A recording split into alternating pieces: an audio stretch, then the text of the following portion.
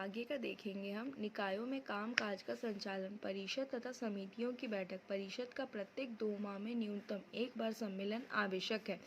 निर्वाचन पश्चात प्रथम बैठक। राज्य निर्वाचन आयोग धारा 22 के अधीन निर्वाचन की अधिसूचना के 15 दिन के भीतर अध्यक्ष तथा महापौर के निर्वाचन के प्रयोजन हेतु निर्वाचित पार्षदों का सम्मेलन बुलाएगा। यदि किसी कारण से महापौर अध्यक्ष का चुनाव 15 दिन के भीतर पूर्ण नहीं हो सका तो यह अधिक बैठकों पूर्ण किया जा सकेगा, किंतु संपूर्ण प्रक्रिया 30 दिनों की काल अवधि के भीतर पूर्ण करना होगा।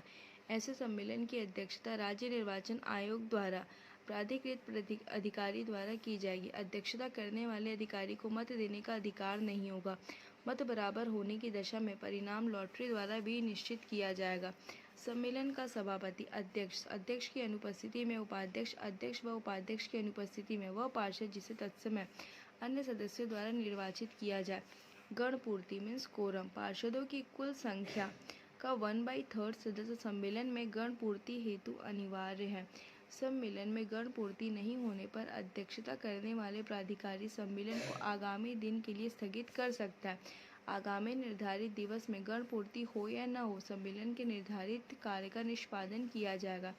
ऐसे निर्धारित पश्चात वर्ती सम्मेलन में निर्धारित किए गए कामकाज से भिन्न कार्यों का उपस्थित निर्वाचित पार्षदों की 2/3 की सहमति से संपादित किया जा सकेगा। बहुमत द्वारा निर्णय। ऐसे समस्त प्रश्नों का भी निश्चय सम्मेलन में अध्यक्ष तथा उपस्थित निर्वाचित पार्षदों के बहुमत से किया जाएगा। मतों की समानता की दशा में सम्मेलन की अध्यक्षता करने वाले प्राधिकारी को निर्णायक मत प्राप्त होगा। मत देने का अधिकार। अध्यक्ष, उपाध्यक्ष, वार्ड पार्षद। मत देने का अधिकार किसको नहीं है? तो राज्य शासन द्वारा मनोनीत सदस्य को, लोकसभा विधानसभा के सदस्य जो परिषद के पदेन सदस्य हो, राज्यसभा सदस्य जो परिषद का पदेन सदस्य हो। अब यहाँ देखेंगे पद मुक्ति की प्रक्रिया। महापौर अध्यक्ष के विरुद्ध अविश्वास प्रस्ताव। छत्तीसगढ़ नगरीय निकाय नगर पालिका संशोधन अध्यादेश 2019 के प्रावधान किए गए नवीनतम संशोधन के अनुसार महापौर एवं अध्यक्ष को केवल पार्षद ही अविश्वास प्रस्ताव के माध्यम के पद से हटा सकते हैं। अविश्वास प्रस्ताव की प्रक्रिया। पार्षद अविश्वास प्रस्ताव के माध्यम से 5 वर्ष से पहले ही महापौर अध्यक्ष को पद से हटा सकते हैं। इस प्रक्रिया हेतु सर्वप्रथम निर्वाचित पार्षदों की कुल संख्या की 3/4 पार्षदों के द्वारा प्रस्ताव में हस्ताक्षर कर कलेक्टर को प्रस्तुत किया जाएगा।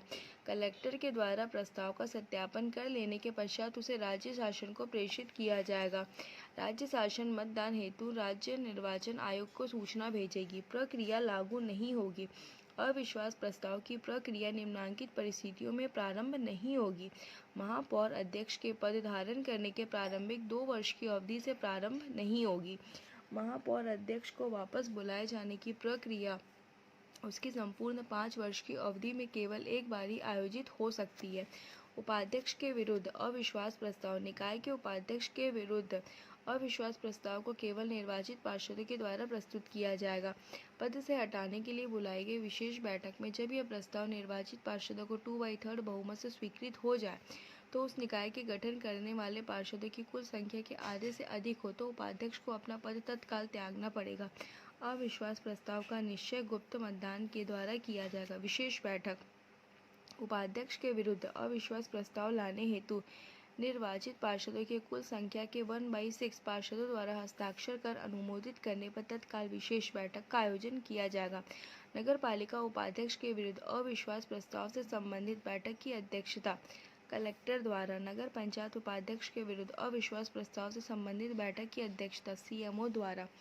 अब यह प्रक्रिया लागू नहीं होगी। निम्नलिखित परिस्थितियों में उपाध्यक्ष के विरुद्ध अविश्वास प्रस्ताव की प्रक्रिया प्रारंभ नहीं होगी। उपाध्यक्ष के पद धारण करने के 2 वर्ष की अवधि के दौरान जिस तिथि से पूर्व अविश्वास प्रस्ताव खारिज किया गया था उसके 1 वर्ष के भीतर द्वितीय प्रस्ताव नहीं लाया जाएगा।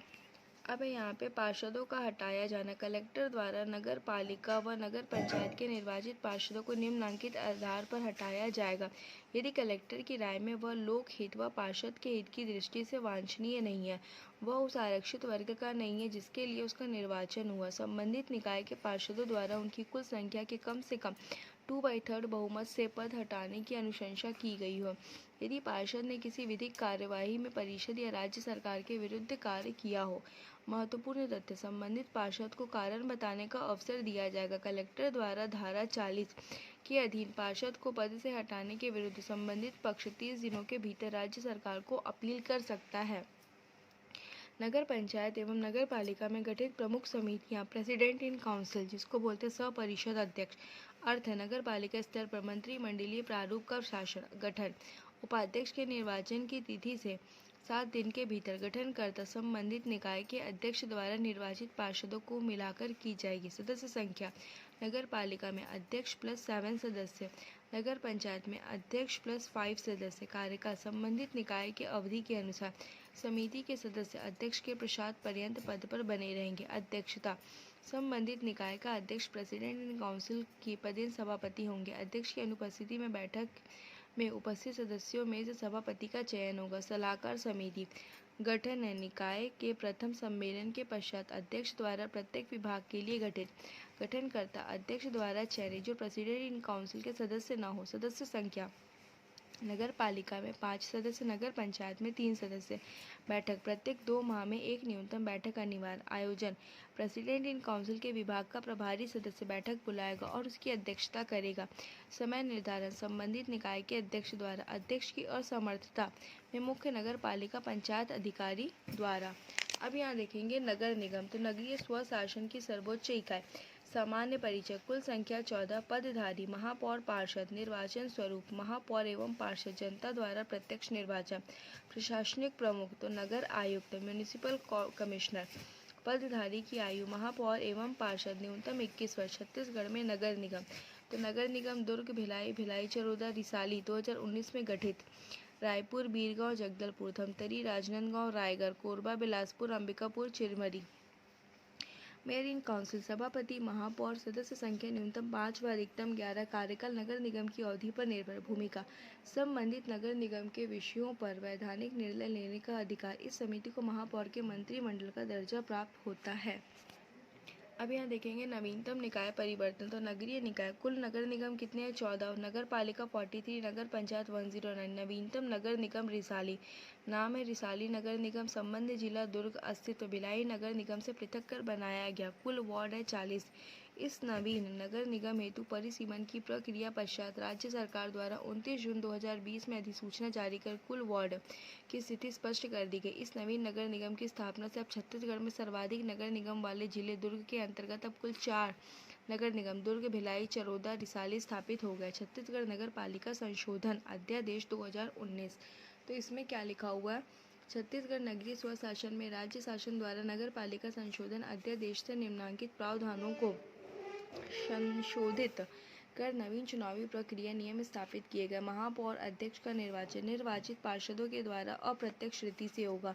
नगरीय क्षेत्र में महापौर अध्यक्ष के निर्वाचन की न्यूनतम आयु 21 वर्ष। राइट टू रिकॉल: नगरीय निकाय में जनप्रतिनिधियों को वापस बुलाने के नियम में बदलाव करते हुए अब नगरीय निकाय प्रमुख को हटाने का अधिकार पार्षदों को प्रदान किया गया।